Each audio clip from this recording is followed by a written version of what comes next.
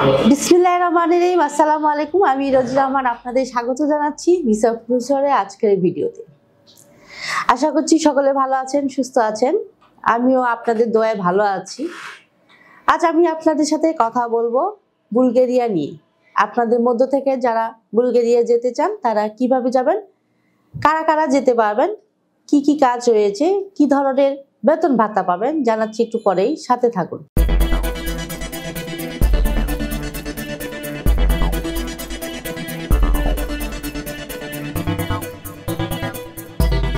দর্শক, শুরুতেই বলেছি এই ভিডিও তাদের জন্য যারা ওয়ার্ক পারমিট ভিসা নিয়ে বুলগেরিয়া যেতে চান।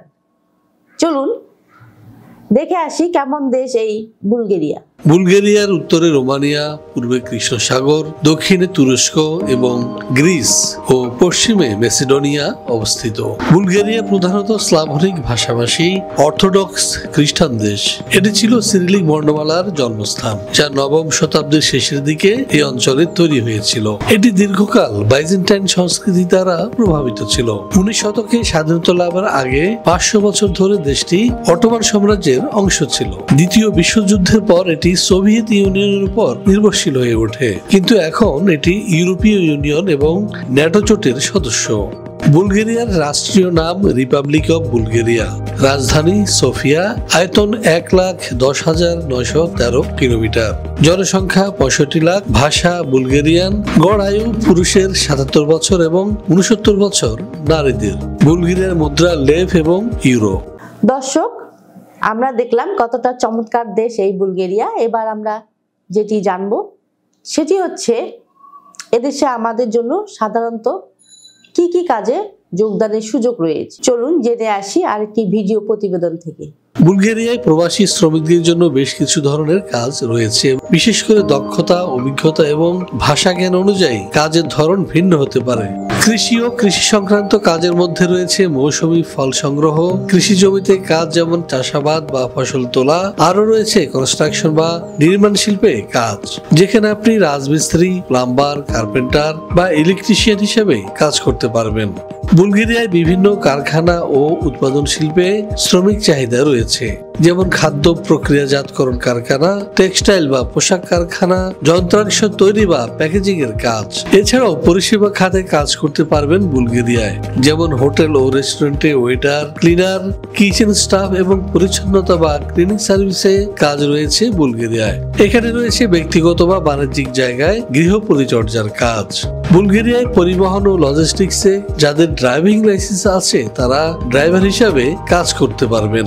এছাড়াও গুদামজাতকরণ বা মালামাল পরিবহনের কাজ পাবেন বুলগেরিয়ায়। বুলগেরিয়ায় তথ্য প্রযুক্তি ও অন্যান্য দক্ষতা নির্ভর কাজ যেমন প্রোগ্রামিং বা সফটওয়্যার ডেভেলপমেন্ট বা ডেটা এন্ট্রিতে কাজের সুযোগ রয়েছে।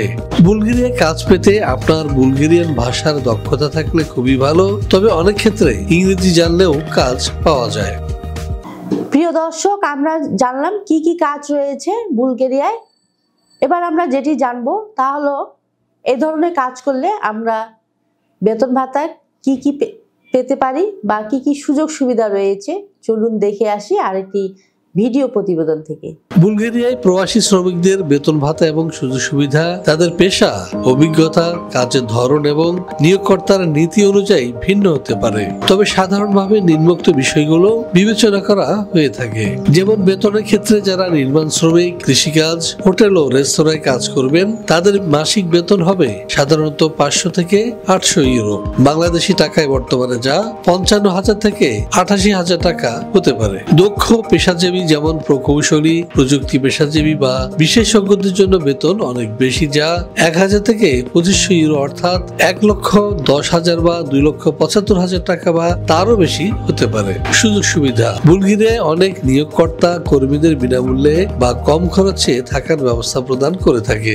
এছাড়াও ইউরোপীয় ইউনিয়নের সদস্য দেশ হওয়ায় বুলগেরিয়ায় স্বাস্থ্যসেবা সাধারণত সুলভ। কিছু ক্ষেত্রে কর্মীদের জন্য স্বাস্থ্য বীমার সুবিধা দেওয়া হয়। এছাড়াও কিছু প্রতিষ্ঠান যাতায়াত ভাতা বা যাতায়াত খরচ দিয়ে থাকে। বুলগেরিয়ায় শ্রমিকদের অতিরিক্ত কাজের সুযোগ বা ওভারটাইমের ব্যবস্থা রয়েছে।